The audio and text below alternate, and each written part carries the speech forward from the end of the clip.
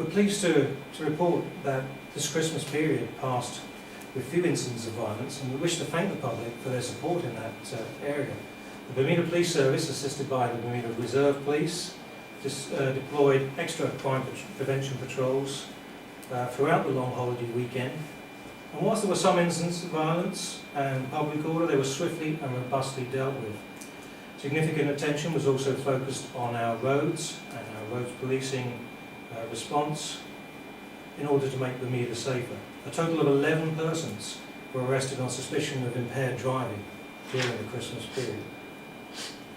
Okay, going forward into the new year, the Bermuda Police Service wishes to advise the public that we again will be supported by the Bermuda Reserve Police, and we will continue to show a strong, highly visible police presence throughout the long New Year's weekend, with particular attention to the New Year's festivities on Friday night and football games around the island.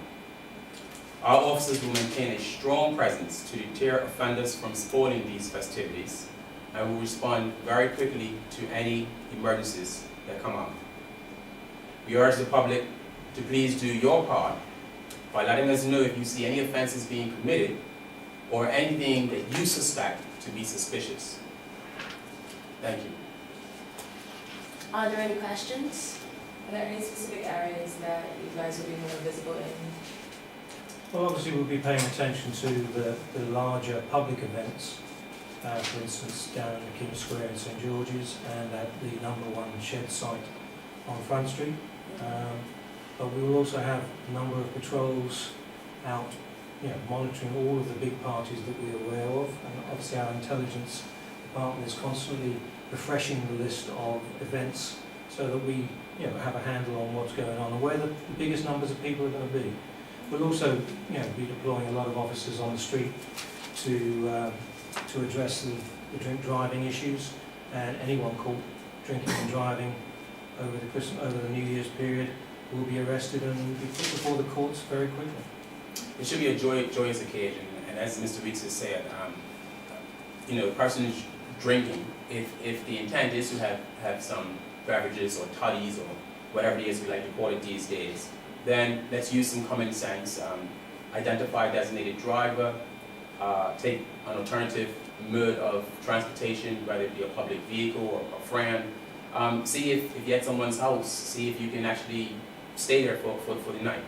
Right. Because what we don't want to do is mar people actually enjoying themselves, but we do have to use a bit of common sense.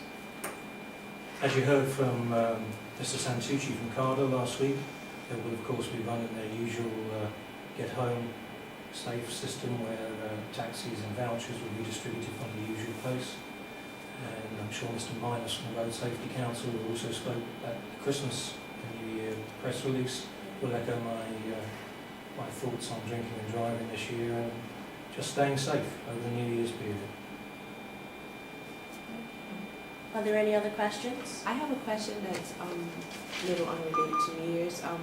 You released the name of the 20-year-old. It's correct that new foul play was suspected? That's correct.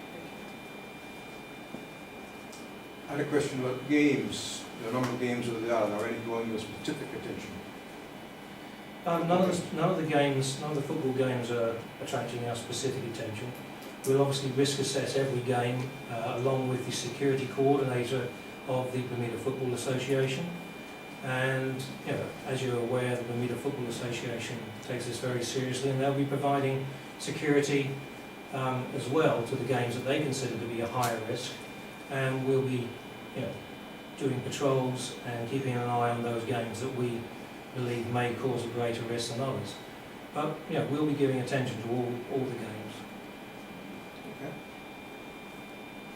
No further questions? I'd like to thank everybody for coming out.